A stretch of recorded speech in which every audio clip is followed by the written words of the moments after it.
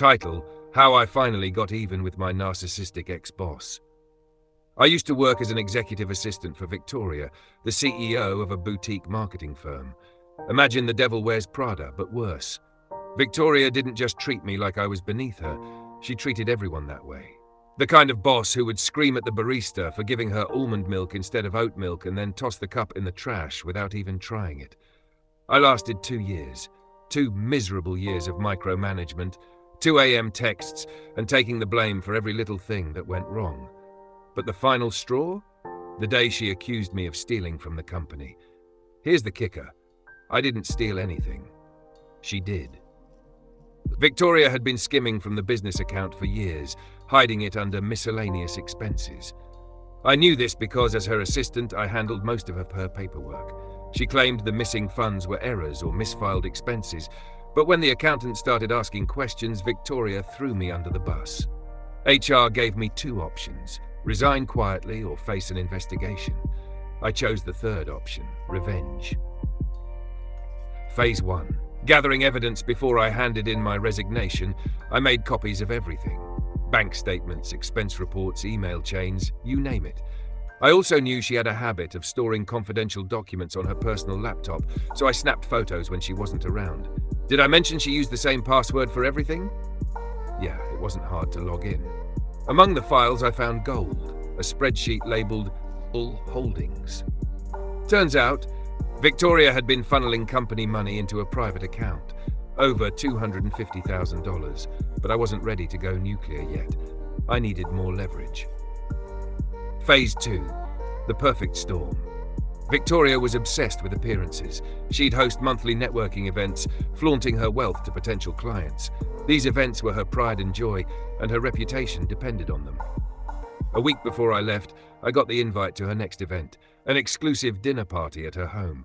She didn't realize I was still on the guest list. I RSVP'd yes. Phase 3. The setup. I spent the week anonymously emailing the board members and key clients, attaching snippets of the evidence I'd collected, just enough to raise suspicion, but not enough to point directly to me. I signed the emails as a concerned employee. Next, I created a fake LinkedIn profile for Martha, an investigative journalist from a reputable business magazine. Using the profile, I messaged Victoria with a fabricated tip. I've received information about financial discrepancies at your company. Care to comment? She panicked. I could tell because she accidentally replied to the message with, "Who told you this?"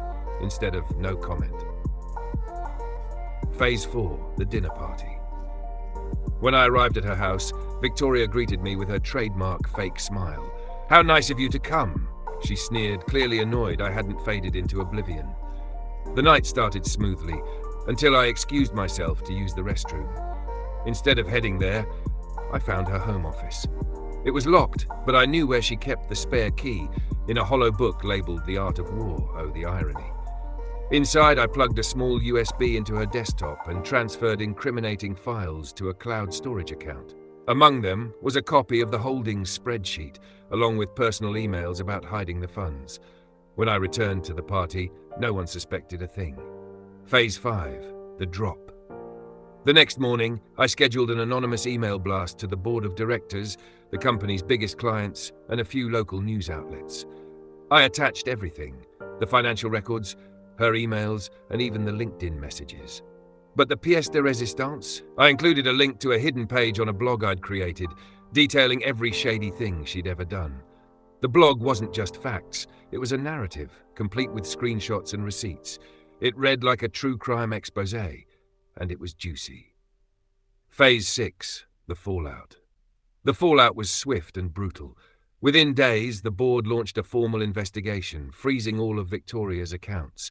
Clients started pulling their contracts, and news outlets began sniffing around. Victoria, predictably, blamed everyone but herself. But the evidence was airtight. The company filed charges, and she had to sell her home to pay legal fees. The last I heard, she was working as a freelance consultant out of a dingy apartment downtown. As for me, I landed a new job at a better company. During the interview, the hiring manager said, "Your references were glowing, except for one. But given her reputation, I think we can overlook that." Sweet, sweet victory. Wouldn't you love to read that in a Reddit thread?